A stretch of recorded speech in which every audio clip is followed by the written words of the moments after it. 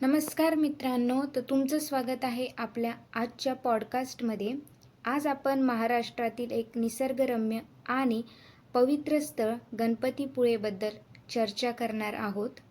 हे ठिकाण निसर्गाच्या कुशीत वसलेलं आहे आणि येथील वातावरण, समुद्रकिनारा आणि गणपती मंदिर हे पर्यटकांसाठी एक आकर्षण केंद्र आहे. चला तर मग सुरुवात करूया आपल्या या आजच्या प्रवासाला. तर गणपतीपुळेचा इतिहास खूपच प्राचीन आहे.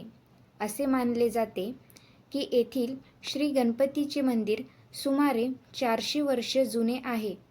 या मंदिराचा उल्लेख पुराणांमध्येही आढळतो. गणपतीपुळेचे गणपती हे स्वयंभू आहेत, म्हणजेच हे मूर्ती नैसर्गिकरित्या उगम पावलेली आहे. येथील गणेश भक्तांनी त्यांच्या पवित्रतेसाठी या ठिकाणाला पुळे असे नाव दिले. गणपतीपुळेमुळे हे रत्नागिरी जिल्ह्यातील एक छोटं गाव आहे. मुंबईहून सुमारे 375 किलोमीटर अंतरावर आणि पुण्याहून सुमारे 331 किलोमीटर अंतरावर आहे. येथे पोहोचण्यासाठी विविध पर्याय आहेत. तर रेल्वे, रत्नागिरी रेल्वे स्थानक हा सर्वात जवळचा स्टेशन आहे. इथून गणपतीपुळे सुमारे 30 किलोमीटर अंतरावर आहे. तुम्ही रिक्षा, टॅक्सी किंवा स्थानिक बसने प्रवास करू शकतात. त्यानंतर रस्ता मार्ग, मुंबई पुणे एक्सप्रेसवरून रत्नागिरीकडे जाऊन गणपतीपुळ्यापर्यंत पोहोचता येते. आणि विमान, तर गोवा आणि मुंबई हे सर्वात जवळचे विमानतळ आहेत. आता आपण बघूयात निसर्गरम्य सौंदर्य कसं आहे. तर गणपतीपुळ्याचे सर्वात मोठे आकर्षण म्हणजे त्याचा सुंदर समुद्र किनारा. पांढऱ्या वाळूचा किनारा, निळा समुद्र आणि नारळाच्या झाडांचे बगीचे हे पर्यटकांना नेहमीच मोहत पडतात. येथील शांतता आणि स्वच्छता यामुळे तुम्हाला येथे एक अद्वितीय अनुभव मिळतो. गणपतीपुळेचे श्री गणपती मंदिर हा येथील प्रमुख आकर्षण आहे. हे मंदिर समुद्रकिनाऱ्यावरच वसलेलं आहे आणि समुद्राच्या लाटांवर आवाजासह या मंदिराचे वातावरण अतिशय पवित्र वाटते. मंदिराच्या मूर्तीच्या पाठीमागे असलेली टेकडी ही गणपतीची पाठी मानली जाते आणि श्रद्धाळू भक्तगण तिची परिक्रमा करतात. यानंतर आपण बघूयात स्थानिक खाद्यपदार्थ कोणते आहेत. तर गणपतीपुळ्याचे स्थानिक खाद्यपदार्थ हे कोकणातील पारंपरिक चवीचे आहेत. येथे तुम्हाला मालवणी मासे, सोलकढी, उकडीचे मोदक आणि नारळाच्या दुधामध्ये बनवलेले विविध गोड पदार्थ चाखता येतील. स्थानिक बाजारात तुम्हाला कोकणी मसाले, आंब्यांचे लोणचे आणि हापूस आंबे मिळतील. आता पर्यटकांच्या सोयी कोणत्या आहेत.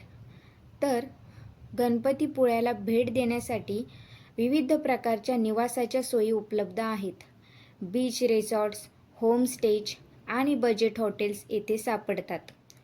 त्याचप्रमाणे पर्यटकांच्या सोयीसाठी विविध साहसी खेळांची सोय आहे, जसे की पाण्यातील खेळ, ट्रेकिंग आणि बोटिंग. तसेच इतर आकर्षण कोणते आहेत. तर गणपतीपुळ्याच्या आजूबाजूला काही आकर्षक स्थळे आहेत जी तुम्ही नक्कीच पाहू शकतात. त्यामध्ये जयगड किल्ला. तर जयगड किल्ला हा गणपतीपुळ्यापासून सुमारे 35 किलोमीटर अंतरावर आहे.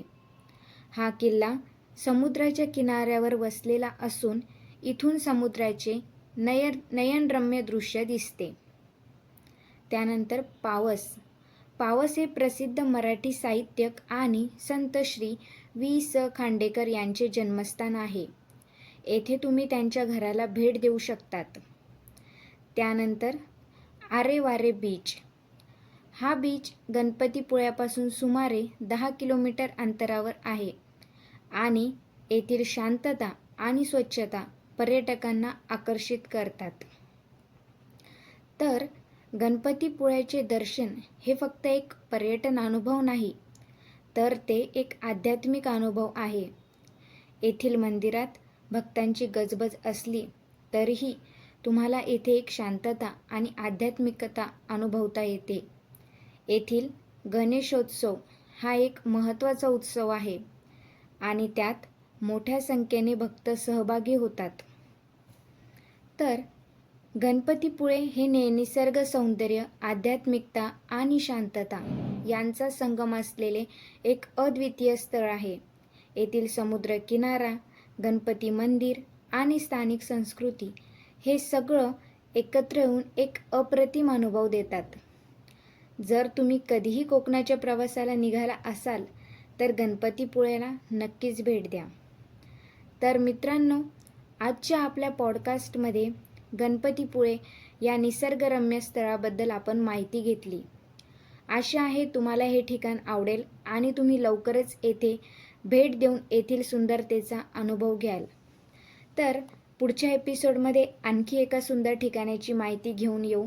तोपर्यंत नमस्कार.